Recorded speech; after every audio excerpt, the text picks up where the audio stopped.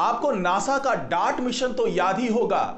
ये वो मिशन था जिसमें नासा का एक स्पेसक्राफ्ट बाइनरी सिस्टम में चक्कर लगा रहे एक एस्टेरॉइड से टकराया था।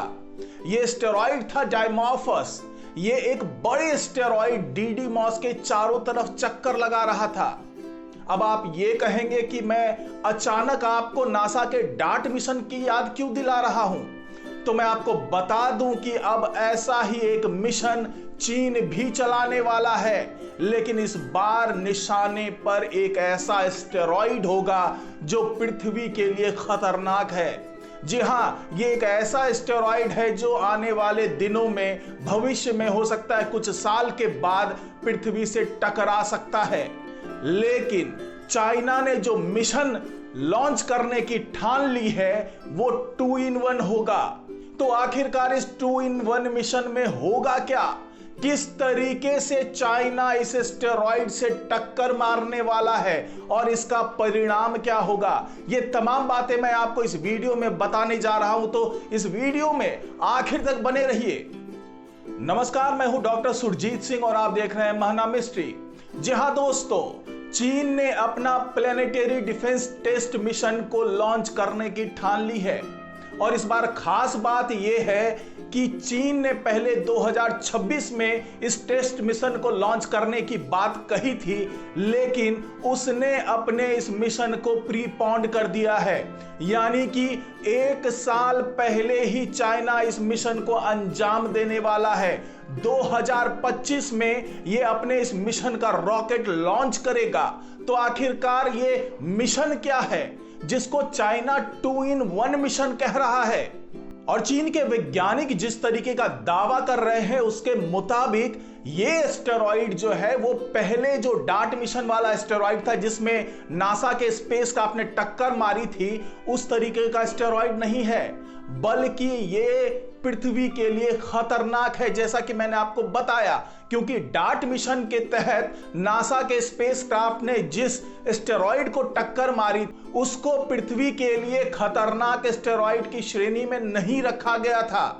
तो चाइना इस तरीके का दावा कर रहा है कि वो अपने मिशन में अगर कामयाब हो गया तो आने वाले भविष्य में जो एस्टेरॉइड पृथ्वी से टकराने वाला है उसकी दिशा बदल दी जाएगी और उसके ऑर्बिट में बदलाव आ जाएगा। तो ये तमाम चीजें कैसे होंगी और चाइना किस तरीके से इस मिशन को अंजाम देने वाला है, ये तमाम बातें मैं इस वीडियो में बता रहा हूं। तो अगर आपने अभी तक इस महना मिस्ट्री चैनल को सब्सक्राइब नहीं किया है तो इसको सब्सक्राइब कर लीजिए और जल्दी से बेल आइकन दबा दीजिए, इससे थोड़ी सी हौसला अफजाई हो जाती है। तो दोस्तों, चीन के इस 2-in मिशन को जानने से पहले हमें उस एस्टेरॉइड के बारे में जानना होगा जो पृथ्वी के लिए खतरा हो सकता है और जो चीन के निशाने पर है।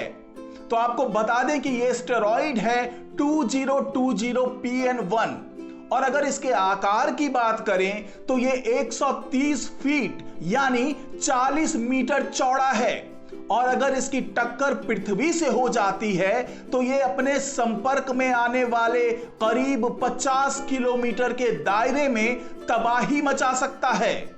चीन ने इसी खतरनाक एस्टेरॉइड को टक्कर मारने का इरादा कर लिया है। चीन अपने इस मिशन के बारे में इसी साल अप्रैल में खुलासा किया था और ये बताया था कि उसका ये मिशन 2-in-1 होने वाला है।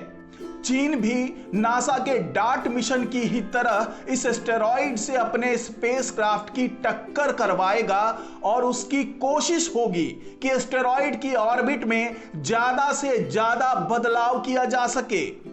इस मिशन को डिजाइन करने वाले चीनी वैज्ञानिकों का दावा है कि अगर इस मिशन से एस्टेरॉइड के ऑर्बिट में 3 से 5 सेंटीमीटर का भी डेविएशन होता है तो यह एस्टेरॉइड की दिशा 3 महीनों के बाद 1000 किलोमीटर से ज्यादा बदल जाएगी।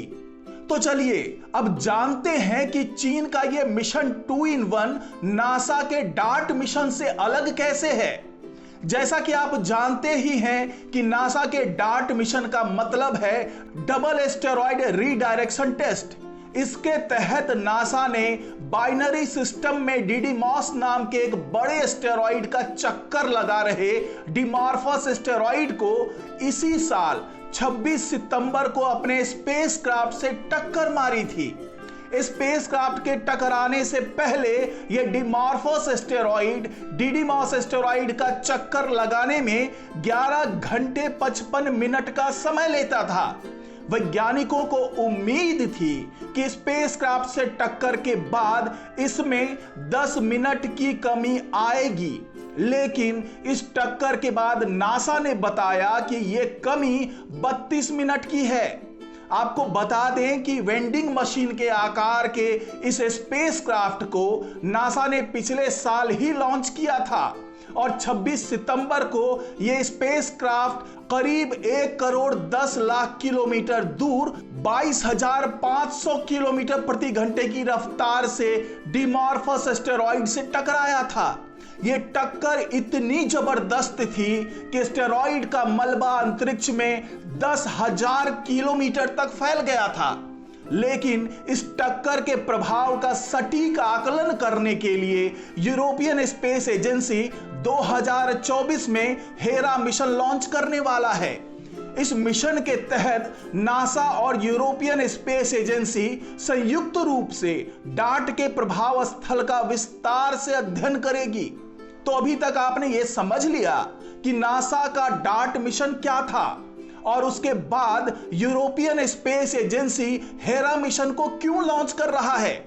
अब आप इसी से समझ पाएंगे कि चीन का मिशन 2 in 1 क्या है।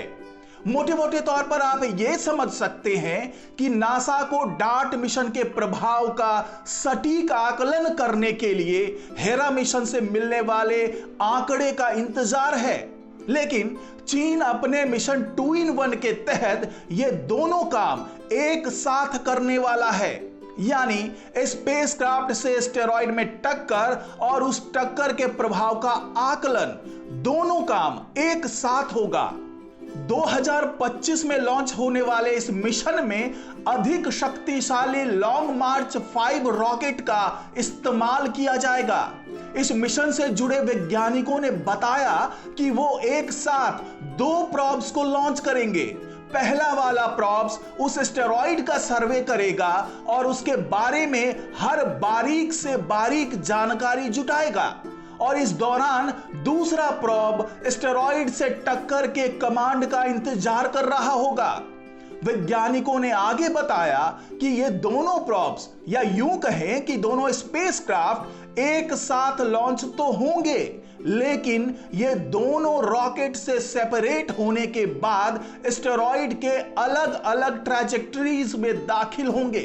पहले सर्वे वाला स्पेसक्राफ्ट एस्टेरॉइड के करीब पहुंचेगा और फिर दूसरा स्पेसक्राफ्ट टक्कर की कमांड मिलने के बाद एस्टेरॉइड से टकराएगा।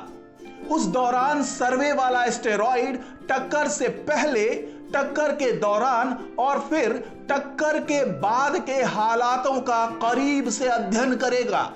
यानी नासा जिस डार्ट मिशन को 2 चरणों में पूरा कर रहा है, वैसे ही मिशन को चीन एक ही चरण में पूरा कर लेगा।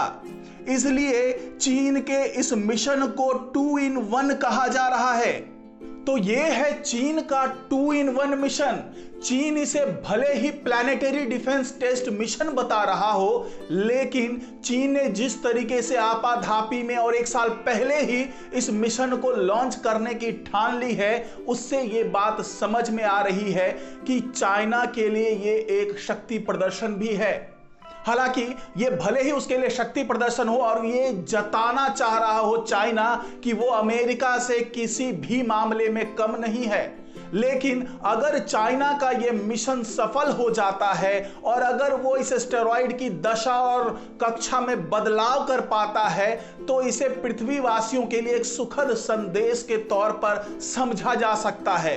और साथ ही अगर इस तरीके से बहुत अच्छी प्रतिस्पर्धा हो रही हो 2 देशों के बीच में और उसका नतीजा ये हो कि दोनों ही देश उस तकनीक से संपन्न हो जाए कि अगर भविष्य में पृथ्वी पृथ्वी की तरफ कोई एस्टेरॉइड बढ़ रहा हो और उससे टक्कर की आशंका हो तो उस एस्टेरॉइड की दिशा को बदल पाए, तो यह वाकई पृथ्वी के लिए और पृथ्वीवासियों के लिए एक अच्छी प्रतिस्पर्धा साबित हो सकती है। तो इस रिपोर्ट में फिलहाल इतना ही। नमस्कार।